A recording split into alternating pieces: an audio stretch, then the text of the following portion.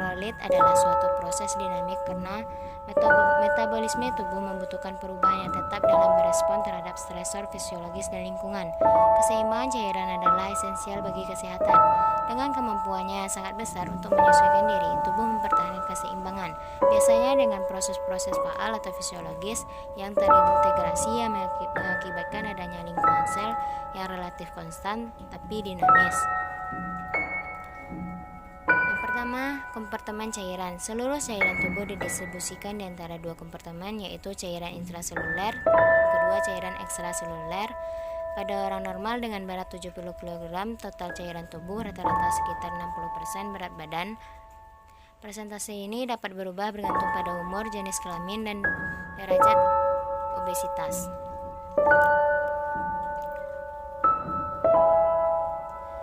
Pertama, cairan intraseluler, yaitu cairan yang terkandung di dalam sel. Pada orang dewasa, kira-kira 2/3 dari cairan tubuh adalah intraseluler, sama kira-kira 25 liter pada rata-rata pria dewasa 70 kg. Sebaliknya, hanya setengah dari cairan tubuh bayi adalah cairan intraseluler. Cairan ekstraseluler adalah cairan di luar sel. Ukuran relatif dari cairan ekstraseluler menurun dengan peningkatan usia. Pada bayi baru lahir, kira-kira setengah cairan tubuh terkandung di dalam cairan ekstraseluler. Setelah 1 tahun, volume relatif dari cairan ekstraseluler menurun sampai kira-kira 1,5 dari volume total. Ini hampir sebanding dengan 15 liter dalam rata-rata pria dewasa. Lebih jauh, cairan ekstraseluler dibagi menjadi cairan interstisial, yaitu cairan di sekitar sel sama dengan kira-kira 8 liter pada orang dewasa. Cairan limfe termasuk dalam volume interstisial. Relatif terhadap ukuran tubuh, volume kira-kira sebesar 2 kali lebih besar pada bayi baru lahir dibanding orang dewasa.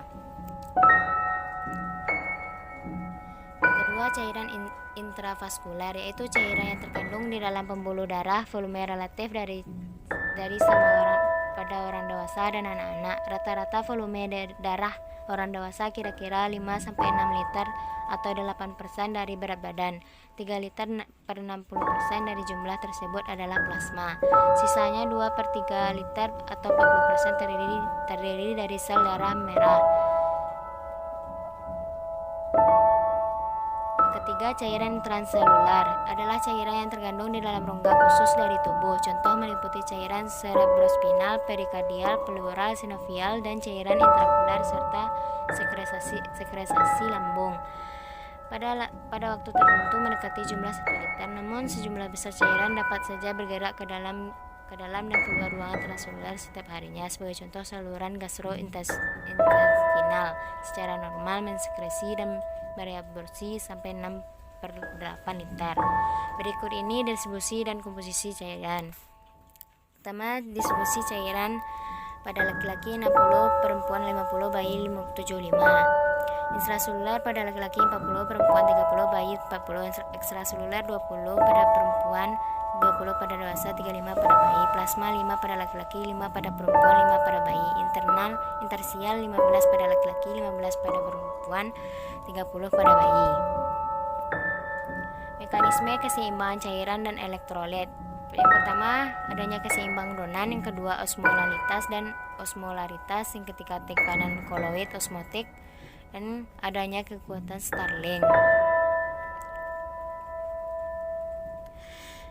Fungsi cairan tubuh itu adanya sarana untuk mengangkut zat-zat makanan ke sel-sel, mengeluarkan buangan sel, membantu dalam metabolisme sel, sebagai pelarut untuk elektrolit dan non-elektrolit, membantu pemeliharaan suhu tubuh, membantu pencernaan dan mempermudah eliminasi, mengangkut zat-zat seperti hormon atau enzim. Elektrolit tubuh, yaitu zat yang terlarut dalam tubuh terdiri dari elektrolit dan non-elektrolit. Elektrolit merupakan unsur atau senyawa yang jika berada dalam larutan menghasilkan partikel-partikel yang bermuatan listrik atau ion. Sedangkan non-elektrolit adalah zat terlarut yang tidak bermuatan listrik atau protein urea glukosa atau O2, CO2, dan lain-lainnya. Proses pergerakan cairan tubuh. Yang pertama, difusi dan osmosis adalah mekanisme transport pasif yang tidak membutuhkan energi, sedangkan mekanisme transport aktif berhubungan dengan pompa natrium kalium yang memerlukan ATP. Tumpahan natrium kalium merupakan suatu proses transport yang memompa ion natrium keluar melalui membran sel dan pada saat bersamaan memompa ion natrium dari luar ke dalam.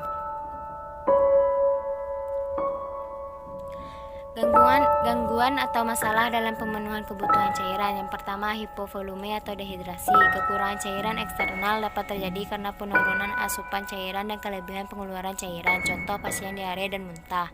Ada 3 macam kekurangan volume cairan eksternal dehidrasi. Yang pertama, dehidrasi isotonik. Yang kedua, hipertonik. Yang ketiga, dehidrasi hipertonik yang terjadi jika tubuh lebih banyak kehilangan elektrolitnya daripada air. Gangguan keseimbangan air dan elektrolit. Gangguan keseimbangan air dan elektrolit dapat terjadi karena gastroenteritis, demam tinggi atau DHV, difteri, tifoid. Kasus pembedahan appendektomi, splenektomi, seksian, kasera, histerektomi. Penyakit lain yang menyebabkan pemasukan dan pengeluaran tidak seimbang atau kehilangan cairan melalui muntah. Macam-macam dehidrasi. Yang pertama, dehidrasi berat.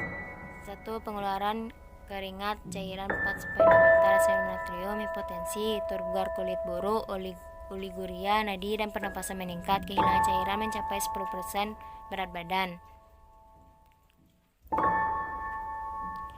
Kedua, dehidrasi sedang. Yang pertama, kehilangan cairan 2-4 liter atau antara 5-10% berat badan. Yang kedua, serum natrium, bata cekung.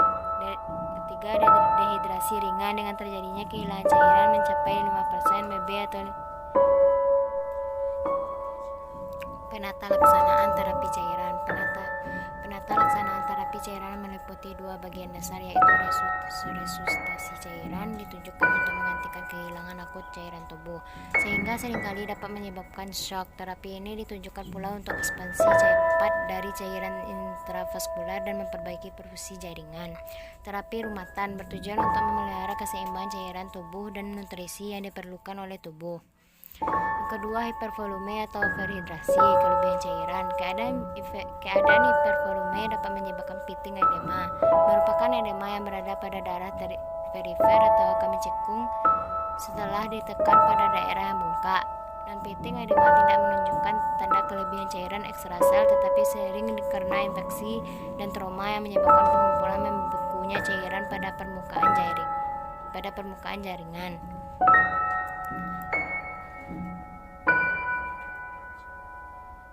Rumus menghitung tetes infus. Yang pertama, secara makro, 1 cc sama dengan 20 tetes per menit. Tetes infus makro sama dengan jumlah cairan dikali 20 per lama infus kali 60. Lama infus sama dengan jumlah cairan dikali 20 atau tetes per menit dikali 60. Yang kedua, mikro, 1 cc sama dengan 60 tetes per menit. Tetes infus mikro sama dengan jumlah cairan dikali 60 per lama infus dikali 60.